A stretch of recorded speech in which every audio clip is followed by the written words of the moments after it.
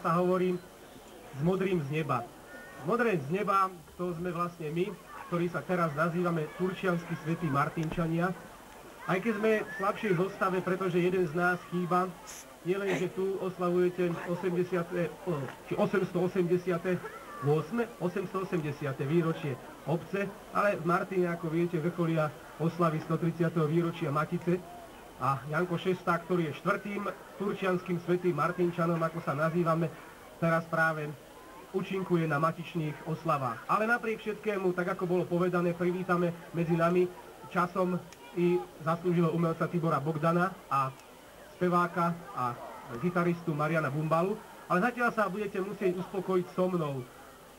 Ak bolo povedané, že ja som najlepší slovenský imitátor, nebudem to nikomu vyvracať, ale ako ste si možno trošku všimli, momentálne možno najlepší slovenský, ale s najväčšou nádchou, takisto na Slovensku. No, čo sa dá robiť? Ja sa budem snažiť urobiť pre vás maximum. No a keď už sa hovorilo o imitátorovi, tak hádam by sme si mohli predsa len nejakých tých našich hercov, ktorí nemohli sem medzi vás prísť, pripomenúť. No, ja ako prvého by som medzi nami rád privítal herca veľmi populárneho, umelca v skutku národného, Jozefa Kronera, ktorého by sme si mohli pripomenúť krátkou ukážkou z televízneho filmu Mišo, ktorý bol nakrútený podľa poviedky Martina Kukučína. Takže Jozef Kroner ako Mišo.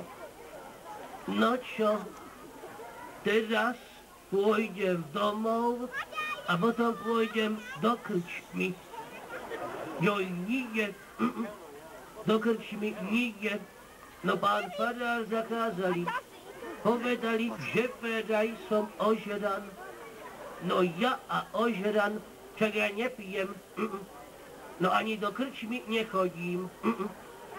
Iba keď ma kamaráti zavolajú. No a čože by som aj nešiel, však peniaze sú moje a poctivo zarobené a potom že veraj ožran.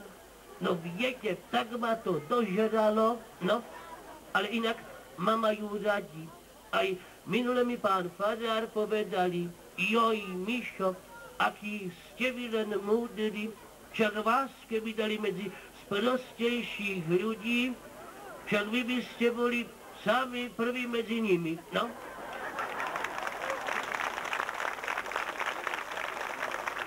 Ďakujem, no a myslím, že by bolo vhodné pozvať aj nejakých tých zahraničných hostí.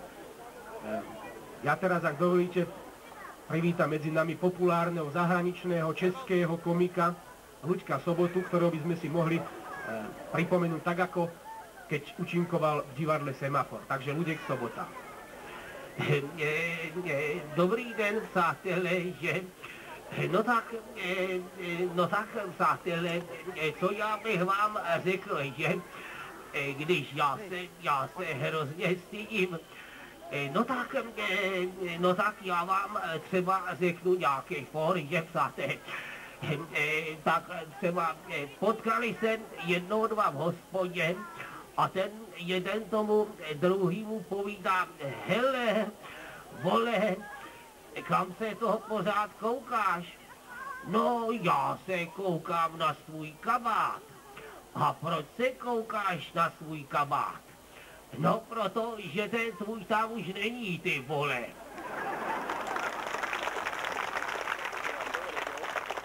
No, pristavíme sa i pri našich ľudových rozprávačov a dvaja z nich teraz medzi nás prichádzajú. Sú to Ujo Hlaváček a Ujo Krajíček v hostinci pod Gaštanom. Aj.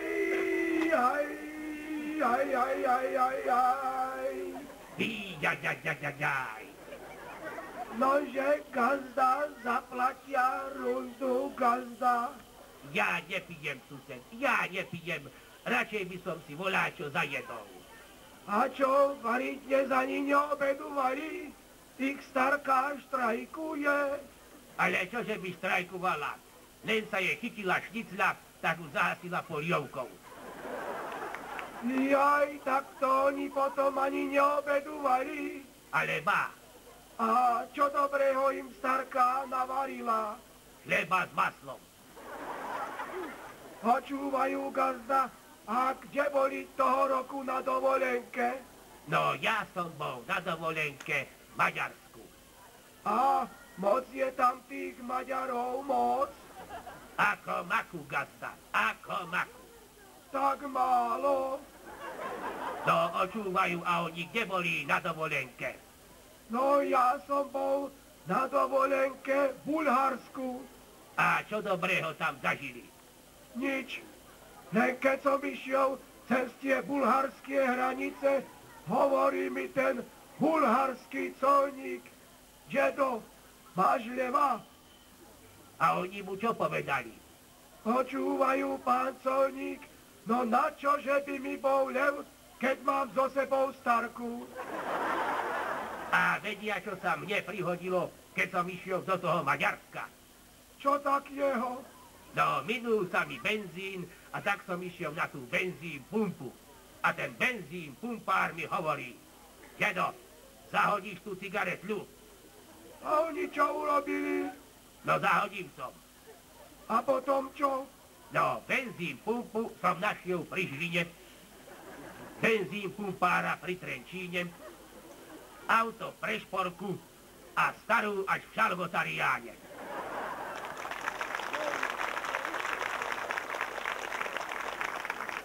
No a možno by dobre v tejto slávnostnej chvíli padla aj chvíľka poézie, takže ja som si pripravil známu klasickú slovenskú básničku od Andreja Sládkoviča. Nebude to Marína, bude to Morho od Sama Chalúbku.